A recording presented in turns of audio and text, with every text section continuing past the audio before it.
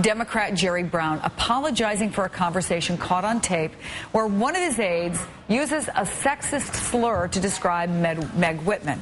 Listen. When will we put that out? I've been warned that if I crack down on patients, they'll go to Whitman, and that's where they go, because they know Whitman will be the kind of a deal that I want. If you're an idiot, what am I saying? Good. Well, I would use that. So is it true you cut a secret deal to protect the patients?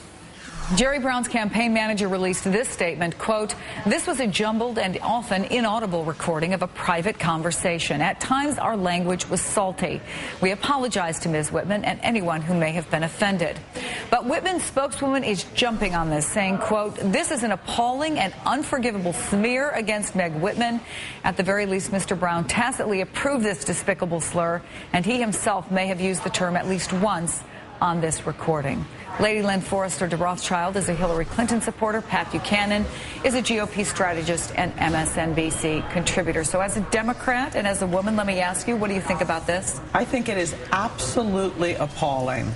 And that if we didn't learn from 2008 how awful it was to allow sexist slurs against Hillary Clinton as well as Sarah Palin, we should learn it now. We should say this is totally unacceptable and condemn Jerry Brown and make there be consequences. Does it hurt him? Oh, I think it hurts him. I think the whole party has been hurt by what they allowed in terms of sexism in 2008.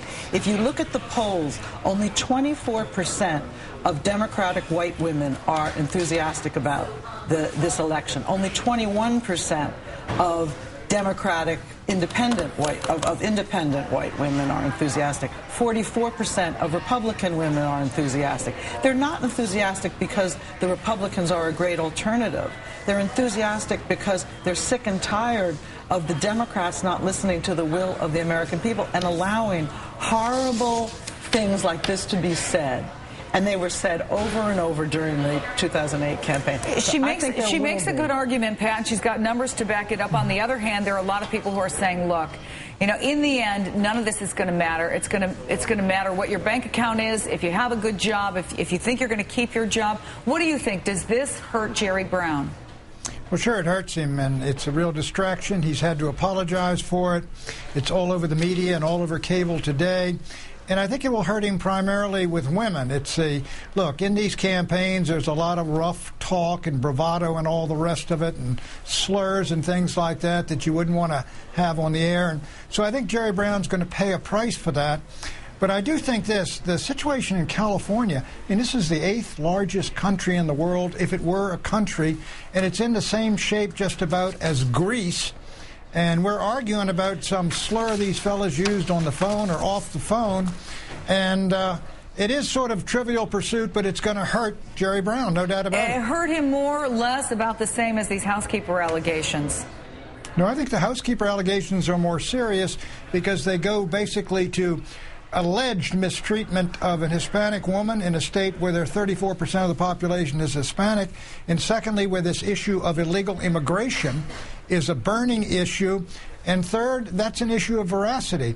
So I think they're both going to hurt, but I would think the Hispanic thing is probably worse. In a sense, I thought initially when I heard it that it could tilt the election finally in the other direction. Jerry Brown may just have made a major turnover, which turns it back into an even race. Yeah, where do you think this falls?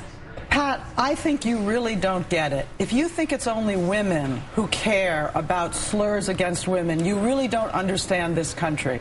McGeorge Bundy in the 70s said a really important thing when we realized we had to stop using racist terms. He said, there were things that were regularly said in my house that if, growing up, if I heard them today, I would walk out of the room. If you think it is acceptable for someone who wants to be a leader to call an opponent a whore, or the B word, or any of the things that were said in the last campaign, you just don't get it. And I don't believe it's only women who don't care, Pat. But wait, you think it's a joke. It's not a joke. I don't think it's a joke. I'm happy to joke with you, Pat, but it's not funny. But no, I'm not saying it's a joke or it's funny, but what I am saying is it was not said in public. In private conversation, you hear an awful lot of things you would not want to see repeated. You may even say things in anger that you wouldn't want on the air. This was overheard. Oh, he's apologized. I think he's going to be hurt for it. It is a nasty slur against Meg Whitman, who seems to be a fine lady. But I do think primarily women will be more concerned than men. And I think that is certainly true as an analysis. And with due respect, I would not defer to your analysis. All right, Pat Buchanan, Lady Lynn Forrester de Rothschild, what a great conversation. Thanks to both of you. Let's hope we both care. Let's clean up the language.